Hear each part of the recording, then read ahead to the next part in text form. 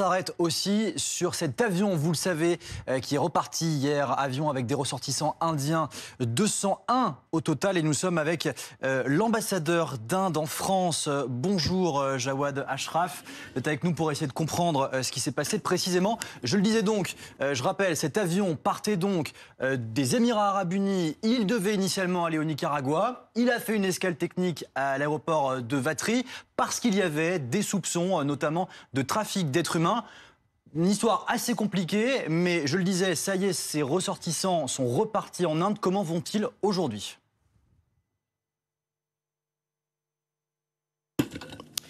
Eh bien, merci beaucoup de me recevoir à nouveau sur ce plateau. Les passagers vont bien. Ils sont arrivés à 3 h du matin, heure indienne, et ensuite ils sont passés au contrôle des passeports et on les a réadmis sur le territoire national. Il y a une vingtaine de personnes qui ne sont pas reparties à bord de l'avion, qui ont fait une demande d'asile ici en France, parmi lesquelles des mineurs, qui faisaient l'objet d'une OQTF, aussi une obligation de quitter le territoire français. Est-ce qu'on en sait plus sur ces personnes ? Eh bien, nous n'avons pas d'informations officielles de la part du gouvernement français. Nous n'avons pas d'autres infos que celles que vous donnez, que 25 de ces passagers n'ont pas réembarqué à bord de l'avion et on nous dit qu'ils ont demandé l'asile en France.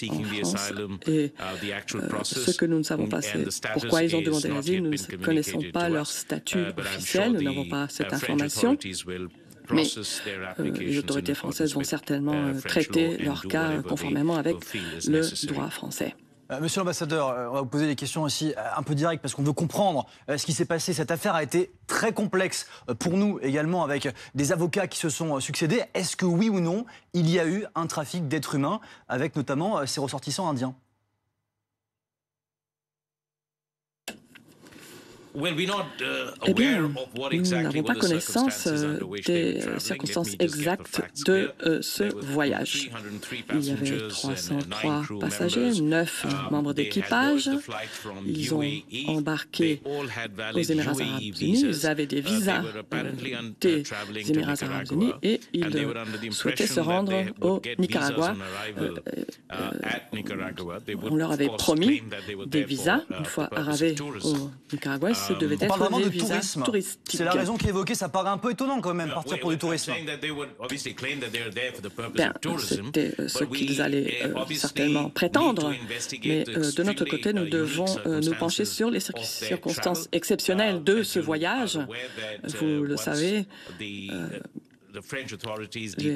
autorités françaises ont immobilisé l'avion et ont mené l'enquête. Nous n'avons pas encore les détails des résultats de cette enquête, mais vous le savez, nous avons travaillé en étroite collaboration avec eux. Nous avions une équipe consulaire sur place à partir du 22. Elle était présente 24 heures sur 24 et nous avons tout fait pour nous assurer que les passagers étaient entendus et correctement traités. Et une fois que leur vol retour a été autorisé, c'est la décision du gouvernement français, nous avons obtenu la permission pour ce vol retour très rapidement. Alors, pour ce qui est de savoir s'il s'agit vraiment d'un trafic d'êtres humains ou si c'est un voyage pour lequel ces personnes se sont embarquées volontairement, ça, nous ne le savons pas.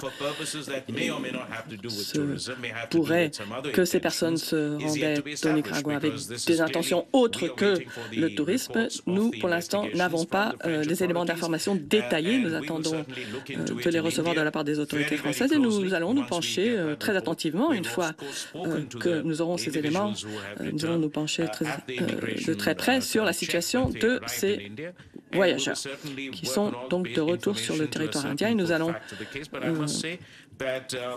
enquêter. La coopération, il faut le dire, a été excellente entre la partie française et nous. Et sur le sol indien, il en va de même. Nous avons un partenariat très harmonieux avec les responsables français en Inde. Et nous nous intéressons de très près sur le à toutes ces profil questions de ces personnes, de ces migration. passagers. Est-ce que vous avez des informations concrètes sur le lieu d'où venaient ces passagers, concrètement, le métier qu'ils faisaient, leur profil? Est-ce que vous avez ce type d'informations sur le passé de ces passagers? Voilà une très bonne question. Alors, nous sommes actuellement en train de nous pencher sur ces questions. Ils n'étaient pas tous de la même origine. Ils étaient originaires de différents États de la Fédération indienne. Et nous sommes en train de recueillir tous ces éléments d'information. C'est indispensable afin de bien saisir les tenants et les aboutissants. Monsieur de cette affaire. l'ambassadeur, est-ce que vous laissez concrètement vos concitoyens émigrer de manière illégale aux États-Unis?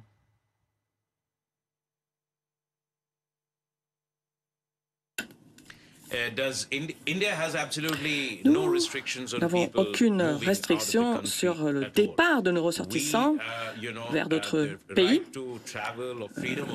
Nous respectons la liberté de circulation qui est Mais il n'y a pas de vérification. garantie par la Constitution.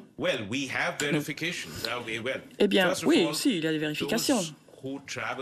Ceux qui se déplacent en direction, enfin qui quittent le pays, ont besoin d'un visa, quelle que soit leur destination. L'espace Schengen ou les États-Unis, tout citoyen indien souhaitant se rendre à l'étranger doit avoir un visa qui doit donc, ou elle doit donc, demander. Et le pays qui accorde ce visa vérifie la situation du demandeur. Au moment où le voyageur quitte le territoire où va passer notre frontière, nous procédons à une inspection de leurs papiers. Le fait est que ces personnes n'ont pas toutes quitté l'Inde par le même aéroport. Ils ont quitté l'Inde au départ de différents aéroports répartis sur le territoire. Il faut donc partir du principe que les visas ont été respectés et il faudra que nous sachions s'il y avait une tentative coordonnée de faire partir ce groupe de voyageurs pour des raisons autres que touristiques. Monsieur l'ambassadeur, le point de départ de cette affaire, c'est un signalement, c'est-à-dire une personne qui a appelé les autorités en disant il y a peut-être un soupçon de traite d'êtres humains. Est-ce que vous savez qui est cette personne et qui elle a appelé concrètement?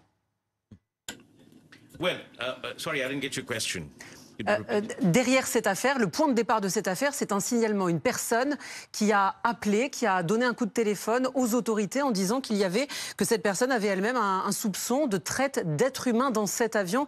Est-ce que vous savez qui est cette personne? Est-ce que vous avez une idée de qui elle peut être? Est-ce que vous le savez et vous ne pouvez pas nous le dire? Et est-ce que vous savez qui elle a appelé? Est-ce qu'elle a appelé l'aéroport? Qui a-t-elle appelé? Ah, très bien. Alors, ce que je peux vous dire, c'est que nous n'avons pas ces informations. Nous ne savons pas qui a fourni ce signalement. Cela aurait pu être n'importe qui. Et je m'en remets entièrement aux responsables français de remonter à la source de cet appel. Pour l'instant, nous n'avons pas ces informations et l'identité de la personne sera certainement maintenue confidentielle. Est-ce que ça pourrait être quelqu'un de la compagnie? Voyez-vous, je ne peux pas spéculer. Je n'ai moi-même aucune idée de l'identité de cette personne.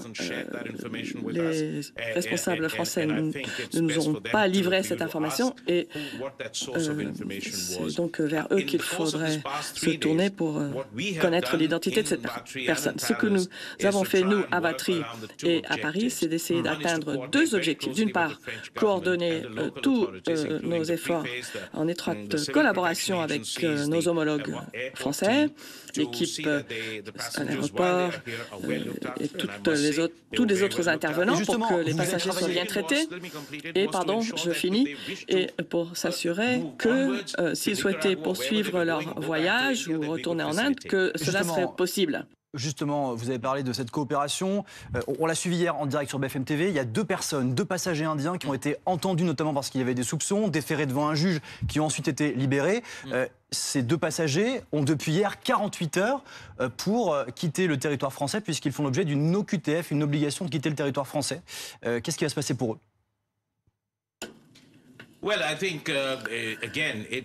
Là encore, la décision revient aux responsables français.